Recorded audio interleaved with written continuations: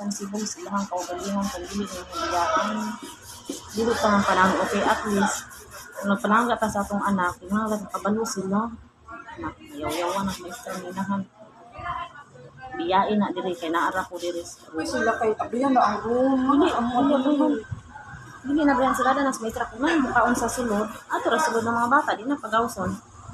Uy, yung lakad. Ha? Yung lakad. Oh, iyan lakan. Ha? Ito ang mga bata sa sulod. Ha? Laka ng mga bata sa sulod. How pa niya? Aw, Aw. na ang mga teacher. Aw, okay. How pa niya? Sabi na ko ang mga bata dito, ginoo ko niya maghimog lakan dito sa Hindi man siya sulod. muli na siyang exact kung muli ko. Muna ako ko na silang tawagan ng mga Good. parents nga. Kinsa tong ganahang mukiat sa gawas, akong pakiaton. Oh, dito bantay unyag na ikuan ha. Siya super ben ako mga bata malok na ako. Mga kumari na natin para pala kong puto. Ano? Diamond suit. Padakog tutoy.